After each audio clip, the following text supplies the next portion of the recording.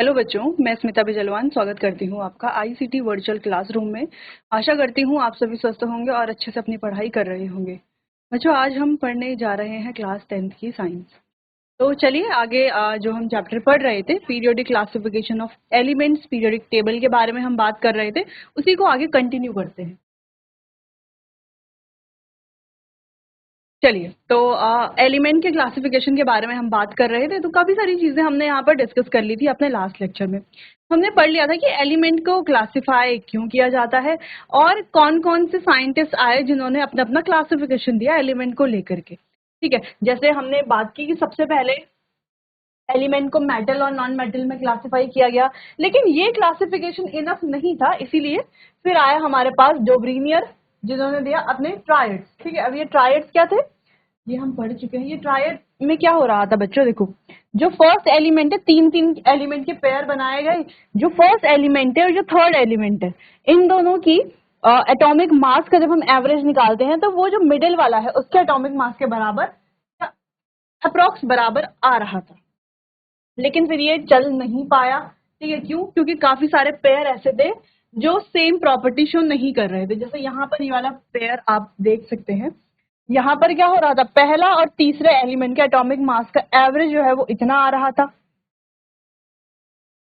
था, सॉरी, जबकि इतना है ही नहीं, इसका एटॉमिक मास तो इतना है। ठीक है, तो ये एक डोब्रीनियर का ट्रायड है नहीं, तो काफी सारे एलिमेंट जो है वो इसको फॉलो नहीं कर रहे थे। फिर आए न्यूलैंड्स लॉ ऑफ ऑक्टेव, वो हमने देख लिया था कि एवरी फर्स्ट एलिमेंट जो है उसकी प्रॉपर्टी रिजेंबल करेगी एवरी एर्थ एलिमेंट से। ठीक है, जैसे म्यूजिक के नोट्स होते हैं ना, 8 नोट्स, तो वैसे ही तो जो फर्स्ट एलिमेंट है वो क्या करेगा, एर्थ एलिमेंट के साथ उसकी प्रॉपर्टी रिजेंबल कर रही होगी, जो कि हो रहा था।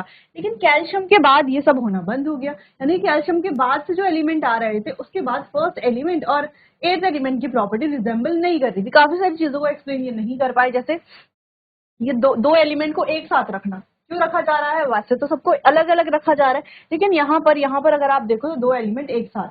ठीक है, अगर हम देखें कि फ्लोरीन, क्लोरीन, ब्रोमीन के साथ कॉपर और निकल को रखा गया, जबकि इनसे और फ्लोरीन, क्लोरीन जो कि हैलोजेंस है। ठीक है, हैलोजेंस अभी तो नहीं पता था कि वो हैलोजेंस है, लेकिन अब हमें पता है। ठीक है, इस टाइम पर जब ये बन रही थी उस टाइम पे नहीं पता था, लेकिन फिर भी जब हम प्रॉपर्टीज देखते हैं, क्लोरीन, फ्लोरीन और ब्रोमीन की प्रॉपर्टीज तो मैच हो रही थी, लेकिन कोबाल्ट और निकल की प्रॉपर्टीज बिल्कुल अलग थी और इन्हें इसी के साथ रख दिया गया था, तो भी वो एक्सप्लेन नहीं कर पाए। दूसरा, अगर आप आयरन देखो तो आयरन इतने दूर यहाँ पर है और कोबाल्ट निकल यहाँ पर है, क्योंकि आयरन, कोबाल्ट और निकल तो सेम प्रॉपर्टी शो करते हैं, इन सभी को एक साथ होना चाहिए, लेकिन ये भी वो एक्सप्लेन नहीं कर पाए, जिस वजह से ये इसका फेलियर का एक कारण बन गया। फिर आई मेंडली पीरियोडिक टेबल, जो उस समय की सबसे अच्छी, सबसे सही, सबसे सटीक पीरियोडिक टेबल थी। तो पीरियोडिक लॉ आपको पता होना चाहिए। बाकी काफी सारे डिमेरिट्स यहाँ पर थे मेंडली पीरियोडिक टेबल के, जो हमने अपने लास्ट लेक्चर में डिस्कस कर लिए थे। ठीक है, फिर हम बात कर रहे थे कि मॉडर्न पीरियोडिक टेबल के बारे में, हेनरी मोज़ले ने दी मॉडर्न पीरियोडिक टेबल।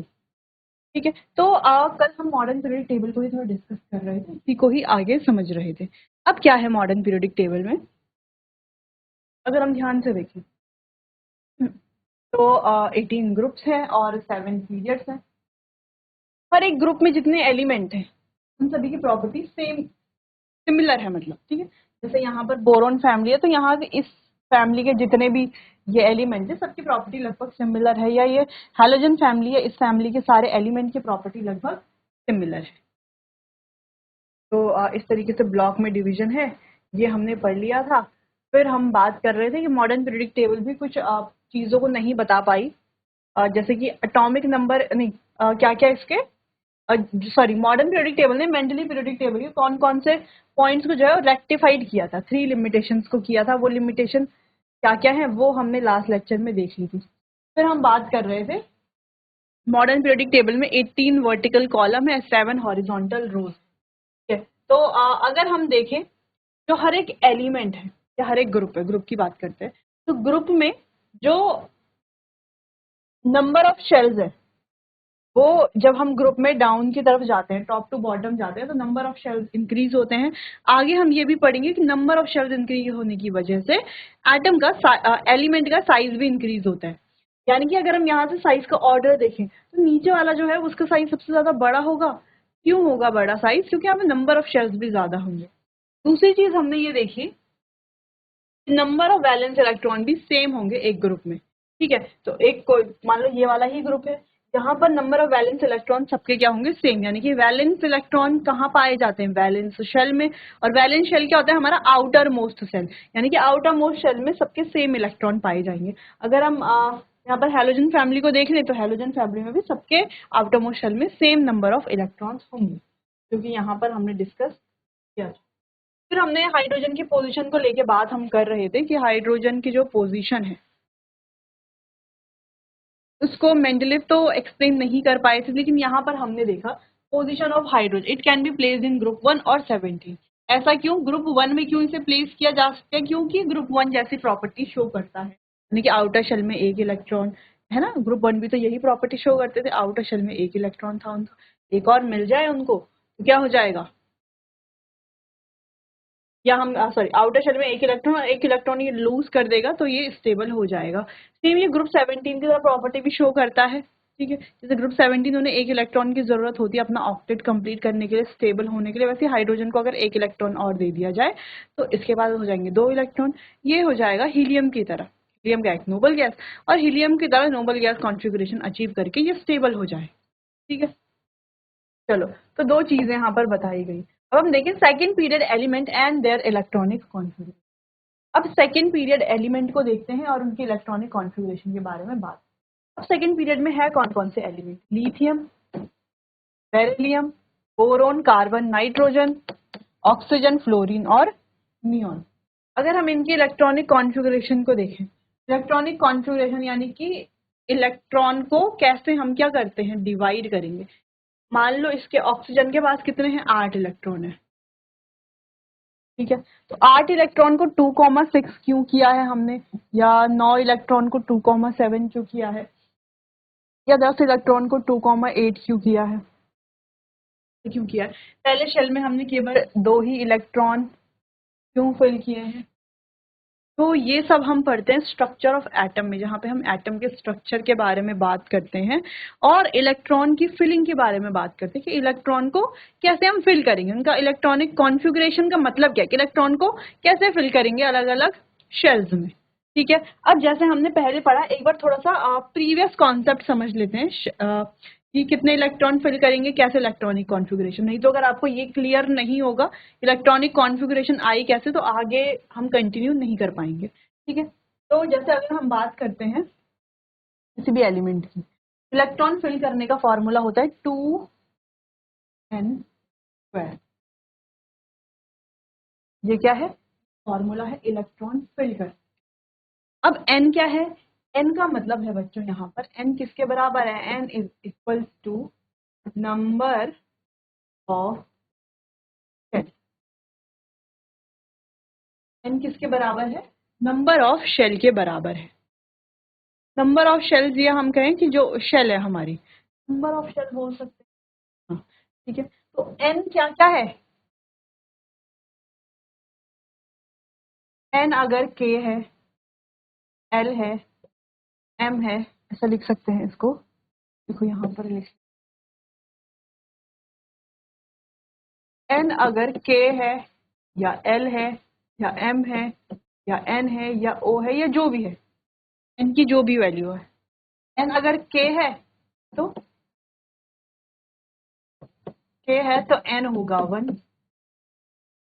l है तो n होगा 2, m है तो n होगा 3, 4, 5 and so on, O P आगे भी बढ़ सकते हैं, नंबर ऑफ शेल्स बढ़ते रहेंगे।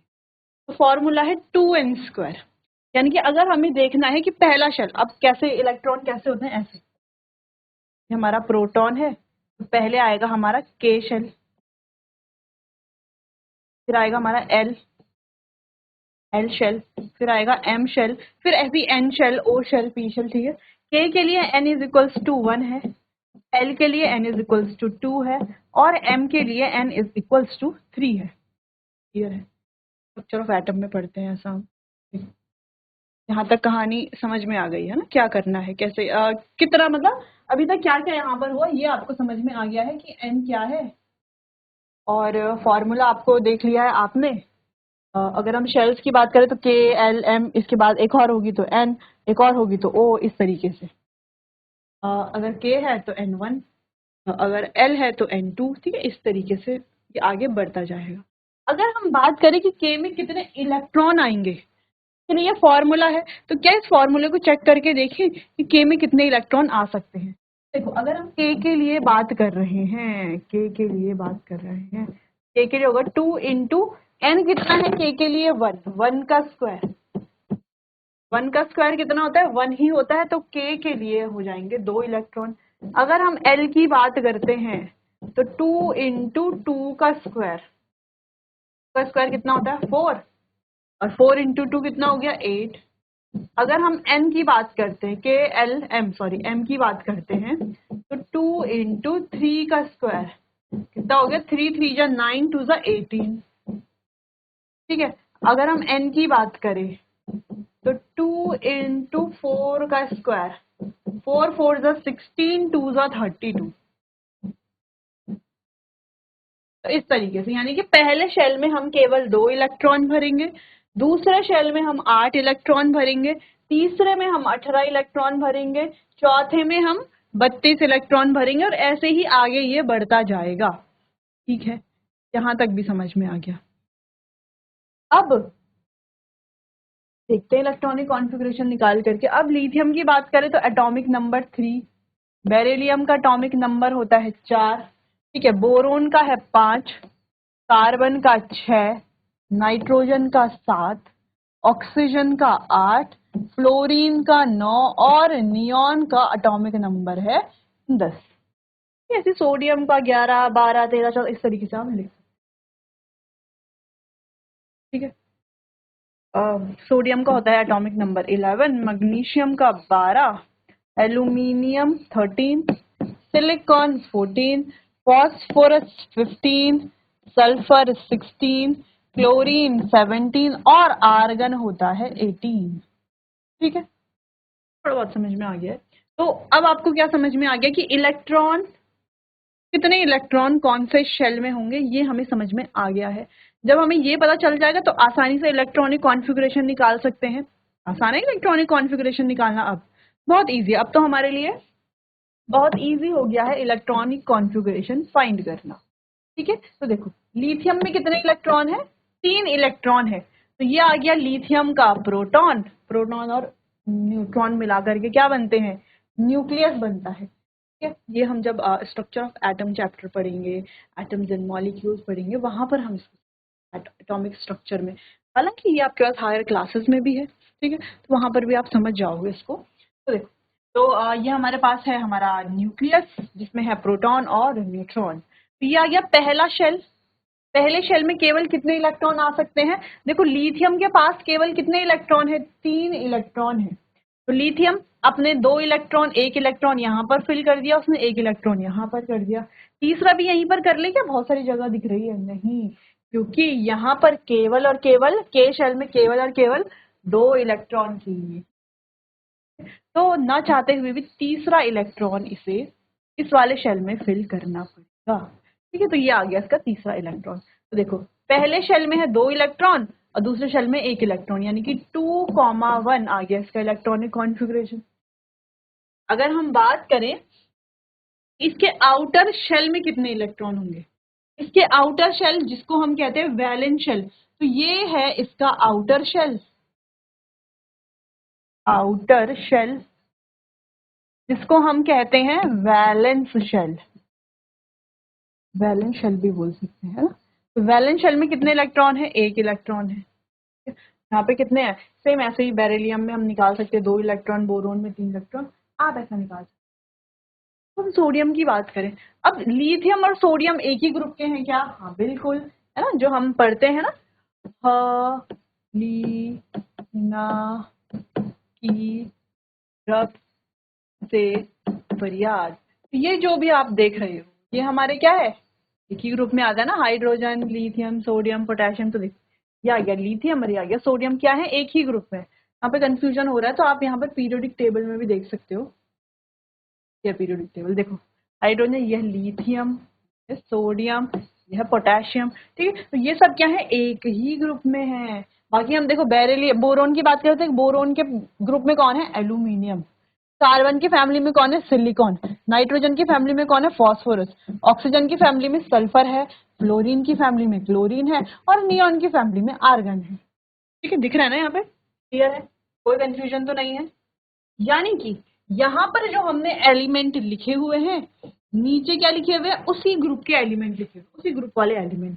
तो beryllium, magnesium, boron, aluminium, carbon, silicon, nitrogen, phosphorus, oxygen, sulphur, fluorine, chlorine, neon, argon. तो हम बताना क्या चाह रहे हैं यहाँ पर, समझना क्या चाह रहे हैं यहाँ। और इलेक्ट्रॉनिक कॉन्फ़िगरेशन हम समझ गए हैं, ठीक है, लेकिन इलेक्ट्रॉनिक कॉन्फ़िगरेशन का यहाँ पे पूछा हुआ नहीं है। ये इलेक्ट्रॉनिक कॉन्फ़िगरेशन हमें नहीं बताना चाह रहा, ये हमें बताना चाह रहा है इनके वैलेंस शेल को। ठीक है, अगर आप यहाँ पर ध्यान से देखो, अगर आप यहाँ पर ध्यान से देखो, लिथियम और सोडियम एक ही ग्रुप में है, और आप इनमें दोनों में नंबर ऑफ इलेक्ट्रॉन अलग अलग है। इसमें 3 इलेक्ट्रॉन है, इसमें 11 इलेक्ट्रॉन है। के कंपैरिजन में तो बहुत ज्यादा इलेक्ट्रॉन है, 3 और 11, तो बहुत ज्यादा डिफरेंस है दोनों के बीच में। लेकिन अगर आप आउटर शेल देखो तो एक एक इलेक्ट्रॉन है आउटर शेल में। दूसरा सेम ऐसे बेरिलियम का अगर हम केस देखें तो आउटर शेल में 2 इलेक्ट्रॉन है, क्योंकि टोटल इसके पास 4 इलेक्ट्रॉन है। ठीक है, लेकिन जब हम मैग्नीशियम को देखते हैं, मैग्नीशियम के पास तो 12 इलेक्ट्रॉन है, फिर भी इसके आउटर शेल में 2 ही इलेक्ट्रॉन है। ठीक है, इसके बाद आता है कैल्शियम। अगर हम कैल्शियम की भी बात करें सेम ग्रुप में, उसके भी आउटर शेल में उतने ही इलेक्ट्रॉन होंगे। ठीक है, बोरोन की बात करें तो आउटर शेल में है 3 इलेक्ट्रॉन, टोटल इसके पास है 5 इलेक्ट्रॉन। एल्यूमिनियम के पास है 13 इलेक्ट्रॉन, लेकिन इसके आउटर शेल में भी है 3 इलेक्ट्रॉन। क्लियर है इतना, समझ में आया। तो ऐसे आप सबका चेक कर लो। देखो कार्बन और सिलिकॉन में देखो, इसके एटॉमिक नंबर 6 है और इसका एटॉमिक नंबर है 14। तो दोनों में देखो 4 4। इसका 7 एटॉमिक नंबर नाइट्रोजन का, फॉस्फोरस का है 15। तो दोनों के आउटर शेल में 5 5 इलेक्ट्रॉन। तो ये भी क्या शो कर रहा है, ये भी हमें एक प्रॉपर्टी तो बता रहा है पीरियोडिक टेबल की। जो सेम ग्रुप वाले हैं उनके जो वैलेंस शेल में इलेक्ट्रॉन होंगे वो भी सेम होंगे। ठीक है, वैलेंस शेल में इलेक्ट्रॉन सेम होंगे। जैसे आप यहाँ पर देखो 6 6 7 7, और जो हमारे सबसे लास्ट में है जिनको हम नोबल गैसेस कहते हैं, helium, neon, argon, krypton, xenon. ठीक है, जिसमें ये सारी गैसेस हैं जिन्हें हम नोबल गैसेस, या कहीं कहीं पर आपको इनर्ट गैसेस भी दिखेगा, नोबल गैसेस बोलो या इनर्ट गैसेस बोलो। आप देखोगे इनके सभी के आउटर मोस्ट शेल पे होंगे 8 इलेक्ट्रॉन। ठीक है, कितने इलेक्ट्रॉन, 8 इलेक्ट्रॉन। अब यहाँ पर तो 8 इलेक्ट्रॉन समझ में आ गया। अब आप कहोगे कि यहाँ पर भी 8 इलेक्ट्रॉन क्यों है आउटर मोस्ट शेल में, क्योंकि इसमें तो ठीक है, यहाँ पर 8 इलेक्ट्रॉन, ठीक है, लेकिन इसके बाद वाला जो है वहां पर भी आप देखोगे 8 इलेक्ट्रॉन होते हैं आउटर शेल में। तो आप किसी में भी एलिमेंट में देखोगे तो आउटर मोस्ट शेल में आपको 8 इलेक्ट्रॉन देखने को मिलेंगे। ऐसा क्यों है, ये रूल है। ठीक है, ये जब हम बोर्स एटॉमिक मॉडल पढ़ते हैं, ठीक है, अलग अलग एटॉमिक मॉडल्स थे, जैसे हमारे पास पीरियोडिक टेबल थी ना, अलग अलग अलग अलग साइंटिस्ट ने अलग अलग पीरियोडिक टेबल दी, धीरे धीरे बनते बनते हमारे पास सही पीरियोडिक टेबल बन गई। ठीक है, तो ऐसे ही जब एटम के स्ट्रक्चर के बारे में बात हुई, जब एटम का स्ट्रक्चर आया, ठीक है, तो पहले तो कहा गया कि एटम सिर्फ एटम है, एटम के अंदर कोई और पार्टिकल नहीं है, एटम इंडिविजिबल भी है। फिर उसके बाद पता चला कि एटम इंडिविजिबल नहीं है, एटम क्या है, डिविजिबल है, उसके बीच और सब एटॉमिक पार्टिकल्स होते हैं। फिर डिस्कवरी हुई इलेक्ट्रॉन की, प्रोटॉन की और न्यूट्रॉन की। ठीक है, फिर ये एलिमेंट्स पता चले। अब ये देखो इलेक्ट्रॉन, प्रोटॉन, न्यूट्रॉन पता चल गए, लेकिन अभी तक ये पता नहीं चला कि एटम जो है वो दिखता कैसे, उसका स्ट्रक्चर कैसा है, इलेक्ट्रॉन प्रोटॉन कहाँ पर है, न्यूट्रॉन कहाँ पर रहता है इलेक्ट्रॉन में। फिर कई सारे एक्सपेरिमेंट्स हुए, कई सारे साइंटिस्ट आए जिन्होंने अपने अपने एटॉमिक स्ट्रक्चर्स दिए, है ना, एटम के अलग अलग स्ट्रक्चर दिए। अलग अलग साइंटिस्ट आए, फिर उनके टेबल फेल हुए, फिर दूसरे साइंटिस्ट आए, फिर दूसरे की टेबल फेल हुई, फिर आए थे नील बोर। ठीक है, तो बोर ने अपने एटॉमिक टेबल में, एटॉमिक टेबल नहीं कहेंगे, एटॉमिक मॉडल में, ठीक है, एटॉमिक मॉडल यानी कि एटम का जो मॉडल है, उन्होंने जो एटॉमिक स्ट्रक्चर दिया, वहां पर उन्होंने बताया था कई सारे रूल्स दिए थे। अच्छा, इलेक्ट्रॉन को फिल करने के बारे में भी बोर नहीं बताया कि इलेक्ट्रॉन को 2n² फॉर्मूले से हम फिल कर सकते हैं। K-L-M-N इस तरीके से अलग अलग शेल्स होते हैं जहां पर इलेक्ट्रॉन्स रहते हैं, न्यूट्रॉन और प्रोटॉन्स एक साथ रहते हैं, अलग से उनको न्यूक्लियस कहा जाता है। ठीक है, अब वो काफी छोटे एक डेंस मास होता है, इसके बारे में बात हुई। ठीक है, तो यहाँ पर उन्होंने अपने कुछ प्रॉपर्टीज कह सकते, पॉस्टुलेट्स कह सकते, वहां पर ये भी था कि जो लास्ट इलेक्ट्रॉन है, या सॉरी जो लास्ट शेल है, उसमें हमेशा 8 इलेक्ट्रॉन ही आएंगे। ठीक है, देखो अगर किसी में लास्ट में 32 इलेक्ट्रॉन आएंगे, नहीं, इलेक्ट्रॉन 32 नहीं आएंगे, 8 ही इलेक्ट्रॉन आएंगे। जब हम फर्दर और ज्यादा क्लासिफिकेशन या हम कहें इलेक्ट्रॉनिक कॉन्फ़िगरेशन के बारे में बात करेंगे, वहां पर हम इसको डिस्कस करेंगे। ठीक है, खैर जब हम एटॉमिक स्ट्रक्चर के बारे में बात करेंगे तो वहां पर हमें इसको डिस्कस करना ही है। ठीक है, फिलहाल के लिए आपको बस ये पॉइंट समझ में आने चाहिए। क्लियर है? चलिए, तो यहाँ पर आपको काफी चीजें क्लियर होनी तो चाहिए, हो गई होंगी। ठीक है, इलेक्ट्रॉन की फिलिंग से लेकर के भी काफी चीजें आपको समझ में अब आ गई हैं। इलेक्ट्रॉन की फिलिंग कैसे की जाएगी, इलेक्ट्रॉनिक कॉन्फ़िगरेशन, और मेन आपको पीरियोडिक टेबल के बारे में समझना है कि जो एलिमेंट्स हैं, अगर हम देखें इन अ ग्रुप, अगर हम ग्रुप में देखें तो उनका जो वैलेंस शेल है उसमें सेम नंबर ऑफ इलेक्ट्रॉन्स होंगे। ठीक है, इसके आपको दिख भी रहे हैं, सेम नंबर ऑफ इलेक्ट्रॉन होंगे। अब इसके नीचे जो भी होंगे, chlorine, argon, sorry chlorine, chlorine, bromine और भी आयोडीन, तो सभी में क्या होंगे, सेम नंबर ऑफ इलेक्ट्रॉन होंगे आउटर शेल में या वैलेंस शेल में। इतना ध्यान आपको रखना है। अच्छा, बाकी ये आप चाहें तो नोट कर सकते हैं। इसमें क्या हुआ है, इसमें हमने यहाँ पर देखा है कि अलग अलग शेल में कैसे इलेक्ट्रॉन, कितने इलेक्ट्रॉन फिल करने हैं, ये कैसे पता चलेगा। ठीक है, बाकी ये तो हमने ग्रुप देखे हैं। जब आप हायर क्लासेस में जाएंगे तो आपको पूरी पीरियोडिक टेबल वहां पर याद करनी होती है। ठीक है, तो ऐसे तो याद की नहीं जा सकती, तो उसके लिए मेमोनिक्स बनाए जाते हैं, कुछ शॉर्ट फॉर्म्स बनाई जाती हैं जिससे आप आसानी से याद कर सकते। चलिए नोट कीजिए।